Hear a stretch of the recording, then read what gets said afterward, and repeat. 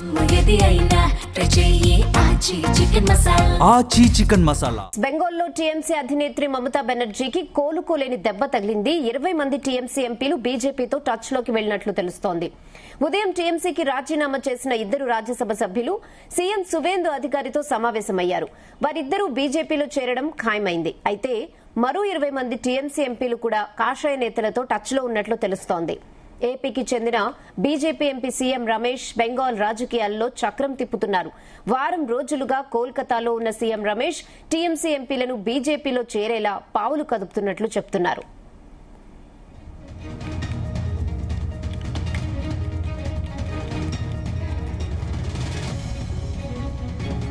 ప్రస్తుతం పార్లమెంట్లో టీఎంసీకి మొత్తం 28 మంది లోక్సభ, 13 మంది రాజ్యసభ సభ్యులున్నారు. 20 మంది ఎంపీలు పార్టీ మారితే టీఎంసీ పార్లమెంటరీ బలం సగానికి పైగా పడిపోతుంది. లోక్సభలో పార్టీ పార్లమెంటరీ నేతగా ఉన్న మమతా బెనర్జీ మేనల్లుడు అభిషేక్ బెనర్జీపై అవిశ్వాస తీర్మానం తెచ్చేందుకు కూడా ఈ అసమ్మతి ఎంపీలు సిద్దమవుతున్నట్లుగా తెలుస్తోంది.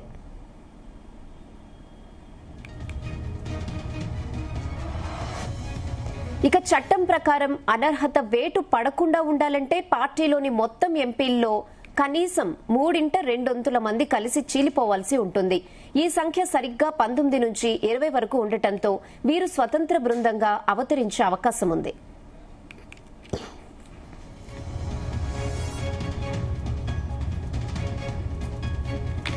इसमें हम क्या कहेंगे भैया, टीएमसी का सांसद टीएमसी पार्टी खत्म हो रही है तो तुम हमसे क्यों रोज रोज पूछ रहे हो? इसमें कहने का क्या, टीएमसी पार्टी खत्म हो रही है, खत्म हो गई है तो एलओपी बनाया गया तो टीएमसी खत्म हो रही है तो उसमें मेरा क्यों रिएक्शन ले रहे हो भाई? टीएमसी के लोगों से जाकर पूछो, मैं क्या रिएक्शन दूं? टीएमसी तो खत्म हो गई, मैं तो पहले ही बोला था ये सरकारी पार्टी है, सरकारी पार्टी जिस दिन बेनिफिशियरी खत्म हो जाएगा खत्म हो जाएगी पार्टी। कौन नया बात है भाई?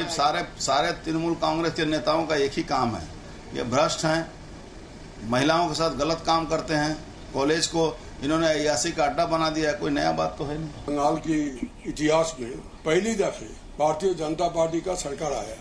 1952 में जब पहली दफा चुनाव हुआ उस समय 260 सीट था बंगाल में, उनमें से कांग्रेस को मिला था 150 सीट, वाम मोर्चा को मिला था 56 सीट और जनसंघ को मिला था 9 सीट, हिंदू महासभा को मिला था 4 सीट। तो 9 सीट से अभी 208 और कुछ दिन बाद 210 भी हो सकता है। तो इसका मतलब इसके पीछे क्या है? आम आदमी का पूरा समर्थन 97%, 98% ऑल टाइम रिकॉर्ड हुआ पोलिंग में।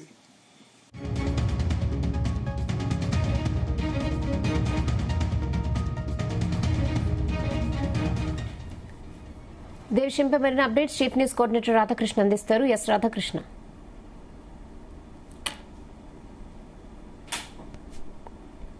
తృణమూల్ కాంగ్రెస్ పార్టీకి వరుసగా ఎదురుదెబ్బలు తగులుతున్నాయని చెప్పవచ్చు. ఓటమితో ఇప్పటికే కోలుకోలేదు.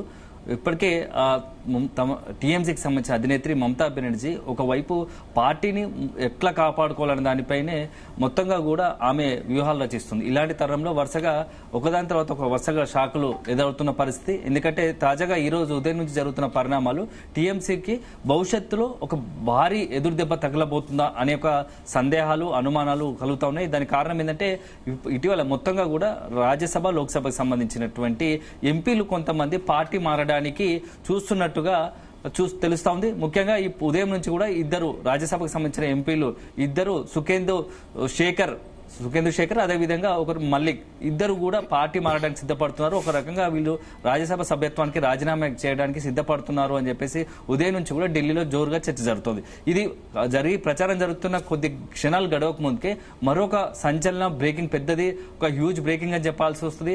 సో మొత్తంగా టీఎంసీ పార్టీకి సంబంధించి లోక్సభ సంబంధించిన ఎంపీల్లో ఒక 11 మంది ఎంపీలు కేంద్ర మంత్రి భూపేంద్ర యాదవ్ తో భేటీ అయినట్టుగా తెలుస్తోంది. భూపేంద్ర యాదవ్ కేంద్ర పర్యావరణ శాఖ, అటవీ శాఖ మంత్రిగా ఉన్నారు. సో రీసెంట్ గా 2026లో జరిగినటువంటి అసెంబ్లీ ఎన్నికల వెస్ట్ బెంగాల్ అసెంబ్లీ ఎన్నికలకు సంబంధించి మొత్తంగా భూపేంద్ర యాదవ్ ఇన్ఛార్జ్ గా ఉన్నాడు. అక్కడ ఉన్నటువంటి బీజేపీ గెలుపులో అత్యంత కీలక పాత్ర భూపేంద్ర యాదవ్ పోషించాడు. ఇలాంటి తరుణంలో భూపేంద్ర యాదవ్ తో ఇప్పుడు ఈ యొక్క టీఎంసీ ఎంపీలు భేటీ అవడం సంచలనంగా మారుతోంది.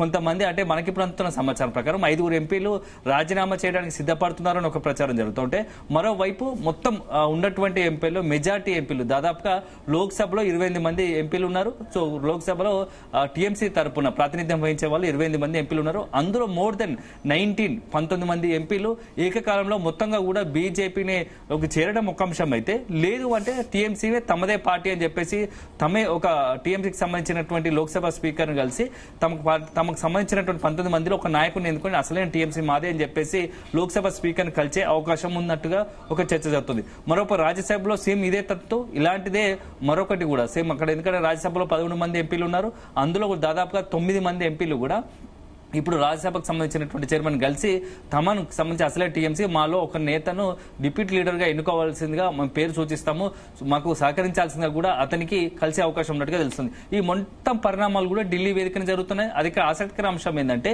ఢిల్లీలో ఇప్పటికీ కాసేపు ఉదయం నుంచి కూడా ఇండియా కూటమికి సంబంధించిన సమావేశం జరుగుతోంది. ఈ ఇండియా కూటమి సమావేశంలో టీఎంసీ అధినేత మమతా బెనర్జీ కూడా పాల్గొంటుంది. ఒకవైపు ఢిల్లీలో అది జరుగుతూ ఉండగానే మరోవైపు ప్రతిపక్షానికి సంబంధించి ఇండియా కూటమిలో మమతా బెనర్జీ మొత్తంగా కూడా అందులో అటెండ్ అయ్యడము, ఆ టీఎంసీ పార్టీ తరఫున రిప్రజెంట్ చేయడంతో పాటుగా నెక్స్ట్ దేశవ్యాప్తంగా కేంద్రం తీసుకున్న నిర్ణయాలపైన ఇండియా కూటమి అనేకమైనటువంటి నిర్ణయాలు తీసుకుంటుంది. ఇలాంటి తరుణంలో ఇప్పుడు టీఎంసీకి సంబంధించినటువంటి మమతా బెనర్జీ ఒకవైపు మీటింగ్ లో పాల్గొంటుండగా మరోవైపు టీఎంసీ సంబంధించినటువంటి లోక్సభ ఎంపీలు, రాజ్యసభ ఎంపీలు ఏకకాలంలో కొంతమంది రాజీనామా చేస్తారు, మరోవైపు కేంద్ర మంత్రితో భేటీ అవడం కూడా కొంత ఆసక్తికరంగా మారింది. టీఎంసీ పార్టీ ఏం కాబోతోంది, తృణమూల్ కాంగ్రెస్ సంబంధించి భవిష్యత్ రాజకీయం ఎలా ఉండబోతుంది అనేది కూడా రకరకాల చర్చ జరుగుతోంది. సో మొత్తం రీసెంట్ గా మొన్న జరిగినటువంటి అసెంబ్లీ ఎన్నికల్లో కేవలం 80 స్థానాలకే పరిమితమైంది. ఎందుకంటే వరుసగా హ్యాట్రిక్ సీఎంగా ఉండి మొత్తం దేశంలోనే తనకంటూ ఒక గుర్తింపు తెచ్చుకుంది. మహిళా నాయకురాలుగా అత్యంత పవర్ఫుల్ నేతగా కూడా మమతా బెనర్జీ మారారు. అలాంటి తరుణంలో రీసెంట్ గా జరిగిన అసెంబ్లీలో ఒక్కసారిగా ఎదురుదెబ్బ తగిలింది.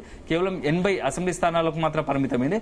అందులో దాదాపుగా కూడా ఒకవైపు ఈ అసెంబ్లీ స్థానాలకు సంబంధించి 80 మంది గెలిచినా అందులో 58 మంది ఇప్పటికే సొంతగా తమది ఒక సపరేట్ గా ఒక వర్గంగా భావిస్తూ రితబ్రత బెనర్జీ ఆధ్వర్యంలో ఒక కొత్తగా టీఎంసీ సంబంధించి అసలైన టీఎంసీ తమదే అన్నట్టుగా కూడా మొత్తం ముద్ర వేస్తున్న పరిస్థితి కనబడుతుంది. రాజకీయంగా ముందడుగేమో మొత్తం టీఎంసీ అసెంబ్లీకి సంబంధించి ఎమ్మెల్యేలు చీలిక రావడము, లోక్సభకు సంబంధించి రాజ్యసభకు సంబంధించి ఎంపీల చీలిక రావడం, ఇవన్నీ చూస్తుంటే తృణమూల్ కాంగ్రెస్ పార్టీ అసలు ఏం జరగబోతుంది. తృణమూల్ కాంగ్రెస్ లో మమతా బెనర్జీని పక్కన నెట్టి అసలే మొత్తంగా పార్టీని తెర వెనుక ఉండే ఎవరైనా హైజాక్ చేసే ప్రయత్నం జరుగుతుందా అనేది కూడా కొంత చర్చ జరుగుతుంది. ఎందుకంటే మనం రీసెంట్ చాలా రాష్ట్రాల్లో చూసాం, శివసేన పార్టీ కావచ్చు, ఎన్సీపీ కావచ్చు, అట్లాంటి పార్టీలు ఎన్నో ఉదంతాలు చూసాం. ఇప్పుడు టీఎంసీలో కూడా అట్లాంటి పరిస్థితి, నాయకత్వంపై అసంతృప్తి. మొన్నటి ఎన్నికల తర్వాత మమతా బెనర్జీ మొన్నటి వరకు మొత్తంగా కూడా ఐరన్ లేడీగా ఉన్నటువంటి మమతా బెనర్జీ మొత్తంగా ఇప్పుడు ఎన్నికల ఫలితాల తర్వాత వీక్ అవుతా ఉంది. సో రాజకీయం కూడా చాలా ఎదురుదెబ్బలు తగులుతున్న పరిస్థితి కనబడుతుంది. ఇలాంటి తరుణంలో ఏం చేయబోతుంది, ఒకవైపు న్యాయపరంగా కొట్లాడాలని అనుకుంటున్నా, మరొక వైపు ఏంటంటే ఉన్న వాటిని కాపాడుకోవాల్సిన పరిస్థితి ఉంది. ఎంపీలను ఎమ్మెల్యేలను ఎలా కాపాడుకోవాలని దానిపైనే దిక్కుదోచని పరిస్థితిలో మమతా బెనర్జీ పడిపోయింది. సో ఇలాంటి తరుణంలో ఏం జరగబోతుంది అంటే మనం ఒకసారి మొత్తం వెస్ట్ బెంగాల్ రాజకీయ ముఖ చిత్రం చూస్తే ఉంటే 1945 నుంచి స్వతంత్రం వచ్చాక కూడా దాదాపుగా 3 దశాబ్దాల కాలం పాటు కాంగ్రెస్ వరుసగా పాలించింది. ఆ తర్వాత కాంగ్రెస్ ను పక్కనెట్టి కమ్యూనిస్టు పార్టీలు అధికారంలోకి వచ్చాయి. కమ్యూనిస్టు పార్టీలు 3.5 దశాబ్దాల పాటుగా 34 ఏళ్ల పాటు అక్కడ కమ్యూనిస్టు పార్టీలు పాలించాయి.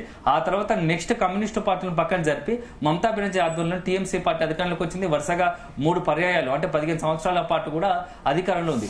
ఇప్పుడు ఇవన్నీ చూస్తూ ఉంటే అసలు ఏం జరగబోతోంది, కాంగ్రెస్ తర్వాత కాంగ్రెస్ ను కమ్యూనిస్టు పక్కన నెడితే కమ్యూనిస్టు మమతా బెనర్జీ పక్కన నెట్టింది. ఇప్పుడు మమతా బెనర్జీ కూడా గతంలో ఏం జరిగిన పరిణామాలు అవుతున్నాయో ఇప్పుడు మమతా బెనర్జీ ఆధ్వర్యంలో టీఎంసీ పార్టీ కూడా అట్లాంటి పరిస్థితి ఎదురు కాబోతుందా. ఎందుకంటే భూపేంద్ర యాదవ్ తో ఇప్పుడు జరిగిన భేటీ చాలా కీలకంగా కాబోతోంది.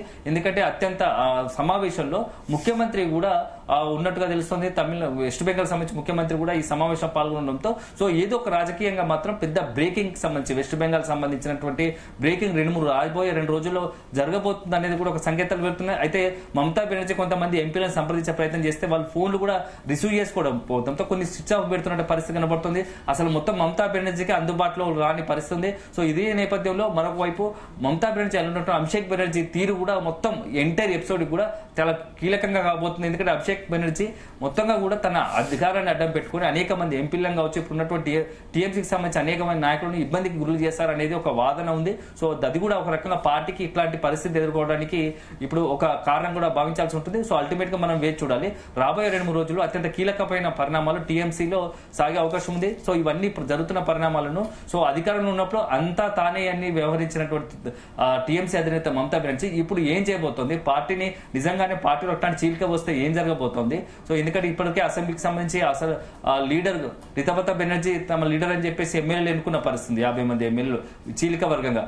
అదే సందర్భంలో ఆ సమావేశం అయిపోయిన తర్వాత మమతా బెనర్జీ ఒక మీటింగ్ కాల్ చేస్తే కేవలం 8 మంది ఎమ్మెల్యేలే హాజరైన పరిస్థితి. అంటే మమతా బెనర్జీ తన యొక్క అంత బలహీనం అయిపోయిందా మొత్తం ఎన్నికల ఫలితాల తర్వాత అనేది కూడా ఒక చర్చ జరుగుతుంది. దానికి తోడు ఇప్పుడు ఎంపీలు చేస్తున్న లోక్సభ రాజ్యసభ జరుగుతున్న పరిణామాలు, ఎంపీలు తీసుకున్న నిర్ణయాలు కూడా ఒక ఇంత మమతా బెనర్జీ షాక్ ని గురి చేస్తుందని చెప్పొచ్చు. సో అల్టిమేట్ గా మొత్తం టీఎంసీ పార్టీకి సంబంధించి రాబోయే రోజుల్లో అత్యంత కీలకమైన పరిణామాలు. సో టీఎంసీ పార్టీకి సంబంధించిన రాజకీయ భవిష్యత్తు పైన కూడా అనేకమైనటువంటి కొన్ని సంచలనాలు నమోదయ్యే అవకాశం అయితే స్పష్టంగా కనబడుతుందని చెప్పవచ్చు. Rehana. Okay Radhakrishna, thanks for the updates.